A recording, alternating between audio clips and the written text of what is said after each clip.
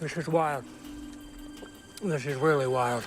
It's no secret that I absolutely love disaster films. I mean, I had a whole month dedicated to covering this genre, and I don't think I'll ever get tired of them. I love the over-the-top nonsense that surrounds a volcano erupting, a tidal wave approaching, a big earthquake hitting, or just pure end-of-the-world chaos. And 2012 is the movie that actually started my deep love affair with these types of movies. And that's mainly due to the real-life parallels with this story. In real life, some people were convinced that the world was going to end in 2012, so to capitalize on the fear, we got a fictional depiction of what that might look like. So with that, let's get into it. The movie opens on our main scientist character, Adrian, being told that the Earth's core is heating up, causing some major issues.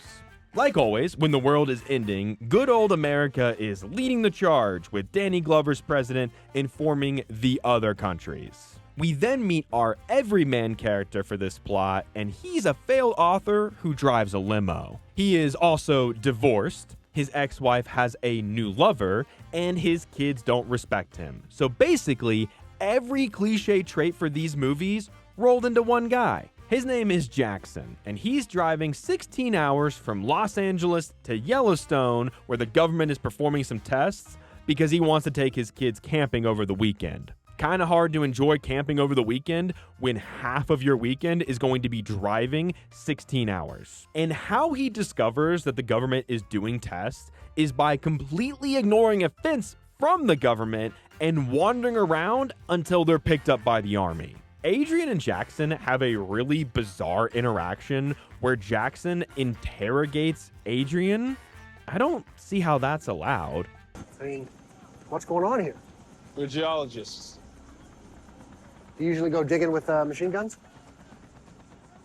Adrian is told that the Earth's crust is destabilizing, so he tells the White House they're out of time. A guy named Charlie tells Jackson about the end of the world through a funny little clip art video he made. Charlie also tells Jackson to get his kids out of Yellowstone because it's about to literally explode. And I think it's really silly that this guy, who runs a conspiracy theory radio show out of his RV, is just camped next to Jackson and all the other campers. It's even weirder because later on we learn that the government was going around murdering anybody who tried to blow the whistle on what's happening. And yet this guy is at Yellowstone with a radio show that is telling the world what they're doing, and they just don't care. And he's also next door neighbors with guys in tents. Just funny. Back with Jackson's ex-wife, Kate, and her new guy, Gordon, we find them at a supermarket when the ground splits open, right as Gordon says, "I feel like there is something pulling us apart." I would point out how stupid that is, but the scene literally starts with this line. Hands off the merchandise. Honey, women pay me thousands of dollars to handle their boobs. You get it for free. Ew! Dude! What the fuck? Jackson ends up taking some Russian guy's kids to a plane where they mention the same thing that Charlie did, so he rushes off to pick everyone up.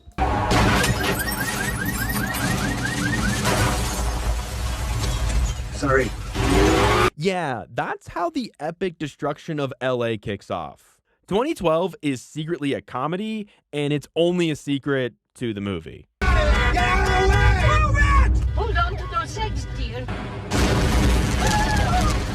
This is from a fucking video game, and you cannot convince me otherwise. I don't care if this was 2009 or not. These effects are such a bold choice, it makes me wonder why you would even bother. Honestly, I feel like this would be in a Need for Speed game or a GTA cutscene. It's so ugly, and I can't look away. I mean, the thing ends with an airplane flying through the crashing rubble as a train flies out of a mountain and collides with a falling gas station to cause an explosion. This movie is great, and in the end, this is what LA looks like. Just a big, bad CGI mess of a city. We then get a weirdly emotional scene where Adrian calls his dad, who's stuck on a cruise ship because he's a jazz performer. I get trying to make this movie a little emotional, but this feels weird and out of place. Also, Yellowstone is a fucking atom bomb. And I think this is the scene that inspired Christopher Nolan to make Oppenheimer. Charlie gets boinked by a giant rock, and the entire back half of the RV gets blown off by a different giant rock. Ace pilot Gordon, who escaped the LA destruction and has only had 2 lessons, easily takes off on the short runway, dodging finally debris and getting everyone to safety. For a guy with only 2 lessons, they should start calling him Sully. We're gonna need a bigger plane. Then, the president tells Adrian he's not going with them because Adrian is a young scientist, so he's worth 20 old politicians. Could you imagine any, and I mean any, US president volunteering to stay behind and die? And not only die, but go out telling the American people that he's sorry and he was wrong? You serious? Back with Jackson, he bumps into the Russian guy and his stinky kids, leading to my favorite line in this whole movie. Wow, that's a big plane. It's Russian. Oh my god, that is so stupid. And it's followed by another video game cutscene of everyone escaping on the plane going to China. Remember how Adrian had an emotional moment earlier with his dad? Well, Adrian's dad's friend, who we've seen maybe twice, then calls his son, who we've never seen, so he can have his emotional moment. Except he doesn't get to, because the son dies as he's raising the phone to his ear. So that's fun. Some more destruction follows as an earthquake hits Italy, killing the Pope. The cruise ship that Adrian's dad is on gets hit by a tidal wave while he stares at some really bad green screen. And the president gets KO'd by an aircraft carrier. Our plane of survivors run out of fuel after seeing Hawaii on fire. So, after they crash in the mountains, the Russian guy and his kids go with the Chinese military, telling everyone else to get fucked because he has tickets for the ships. Then, Adrian gets a call from his scientist friend, who literally calls him just to say that he was never picked up while he stares at a giant tidal wave with his family. Very odd way to spend your last moments. I probably wouldn't call anybody. I would probably just sit there with my family. But this guy went out of his way to call his friend to say, hey, I'm gonna die in about 5 seconds, and it's your fault. So, all the ships are kind of fucked since an unexpected tidal wave is coming, which throws the whole thing into chaos. And while a bunch of angry rich people storm the ship, our surviving poor people try to get on board through a mechanical room. During their attempt to get in, Gordon gets crushed to death because he has to die. I think it's the rule for the ex-wife has a new lover subplot, which is so silly since Gordon wasn't even that bad of a guy. During all of that, Adrian convinces everyone to lower the gates and let everyone get on the ships, resulting in the Russian guy saving his kids, but falling to a green screen background demise. To wrap this disaster movie up, Jackson and the remaining survivors successfully save the ship's engines. Air Force One breaks an anchor, which sends the ship on a little adventure into Mount Everest until they reverse out of the way. And the world ends up with a giant supercontinent. And the surviving 1 million people, who are mostly just rich assholes and politicians, get to now ruin another planet. In my opinion, 2012 is the pinnacle of disaster movies. See, I have a belief not everyone will agree with. I think disaster movies aren't allowed to be good because when they're bad, they are way more enjoyable. And for 2012, there is not a single thing about this movie that I can say is good.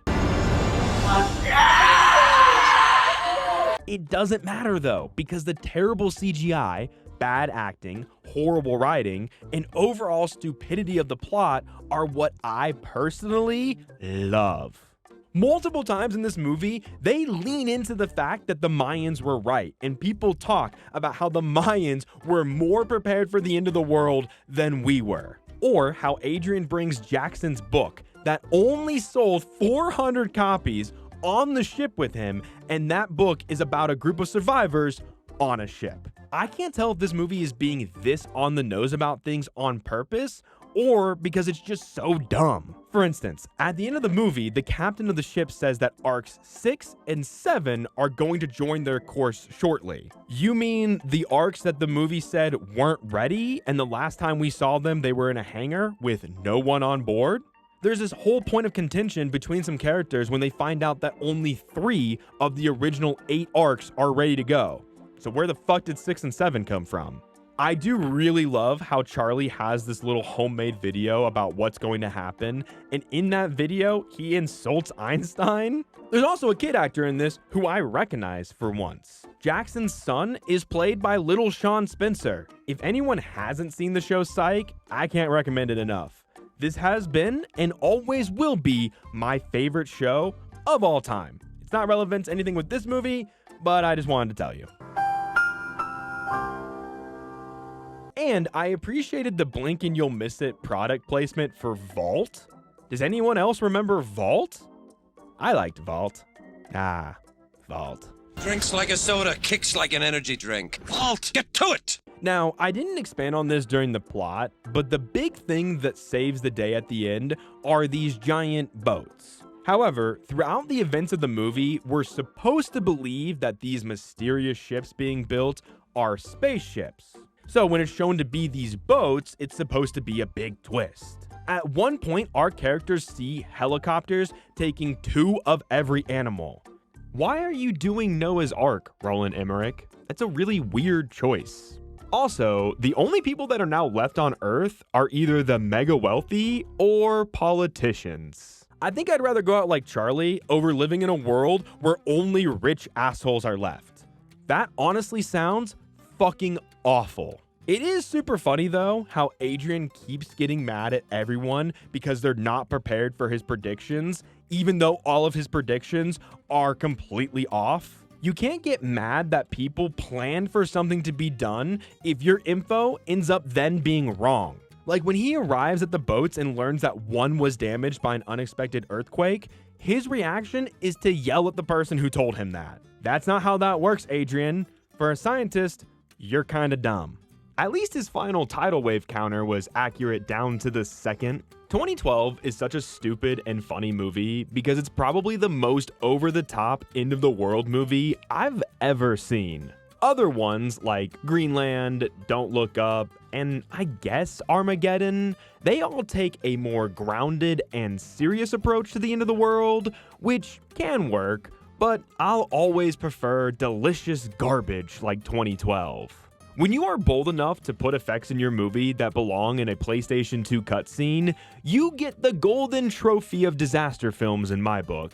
So with that, and because I'm a little tired, 2012 is going into so bad, it's good. Hey everyone, if you enjoyed this, check out my video on why Lord of the Rings is bad. Don't forget to like, subscribe, and comment down below what movie you'd like to see me cover in the future.